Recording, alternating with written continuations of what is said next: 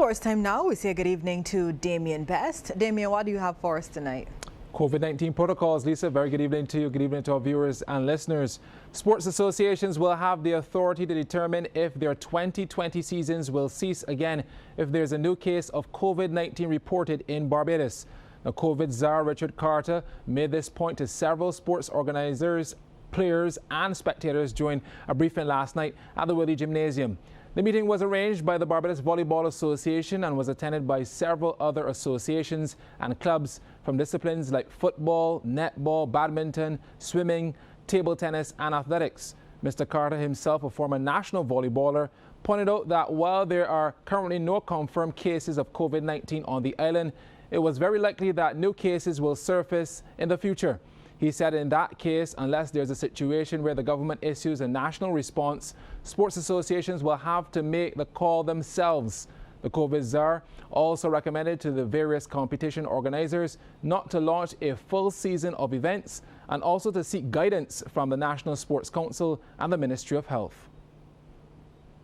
Two things that I would suggest. One, that you do it incrementally. That is, that you start with perhaps one division and that you manage and see how that goes. Just as the government of Barbados has been incremental in its relaxation. So that is one thing I would suggest, that we start incrementally and not just to start everything, because that is a management nightmare.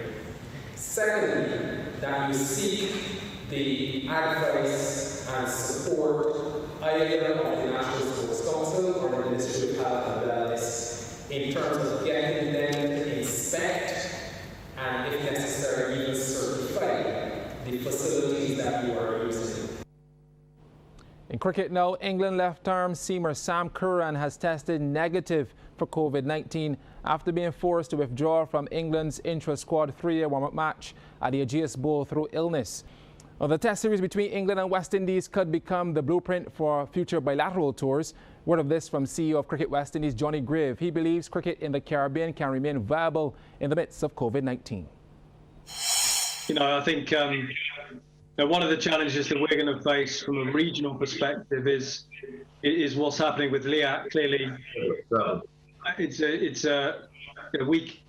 I think getting bilateral international cricket on for us, having gone through what's now been almost 2 months of unbelievable detailed planning with England in terms of creating this biosecure environment, when you're talking about even now an unprecedented size of squad to allow us to be completely self-sufficient in the UK, organising even those increased teams and touring parties is much more straightforward than when you've got multiple teams flying in and flying around.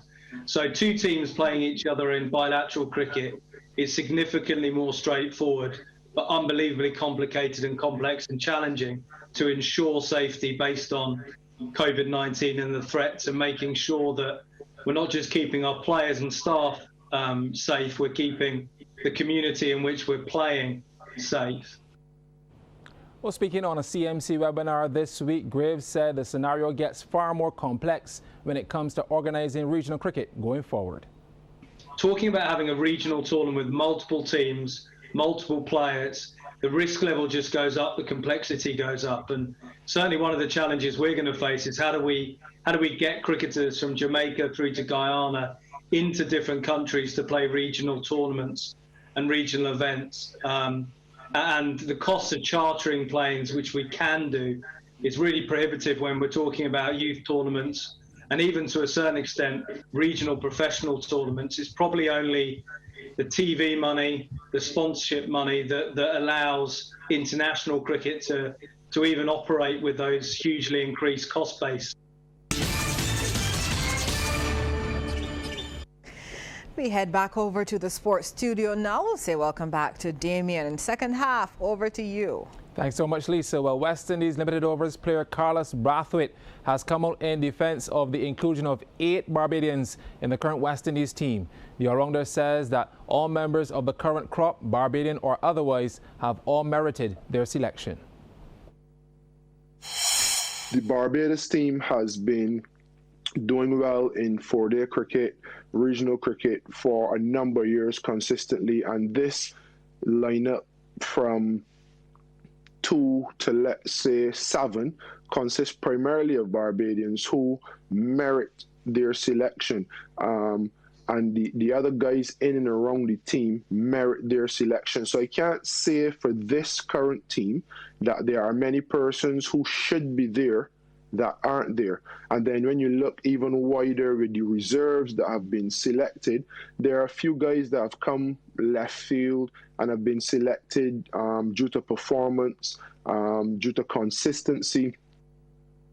But concerning the take-a-knee test match and the position decided on by players of both teams, Brathwaite believes that this awareness is just the beginning, citing that more would need to be done. I think the biggest change needs to be legislative, and it needs to be the reprogramming of the wider society. So why is it that when we go on a plane and see someone with a massive beard, we automatically think terrorist? Why is it when we see a black guy in the supermarket, we automatically think he'll shoplift, and as a result have the guards trail him? I think that is a bigger discussion, and how we reprogram our mindsets around those sort of thoughts is a bigger discussion than just taking a knee. Taking a knee in isolation or wearing the badge in isolation is not enough. It is the reprogramming and the reconfiguring of the mindsets of black, white, Asian, everyone in society that is the biggest discussion to have, and the ways around getting that reconfiguration. In football, Sergio Ramos converted a late penalty kick to give Real Madrid a 1-0 win over Getafe yesterday and sent his side 4 points clear of Barcelona at the top of La Liga. Real came into the game having watched Barcelona drop points in a 2-2 draw at home to Atletico Madrid on Tuesday.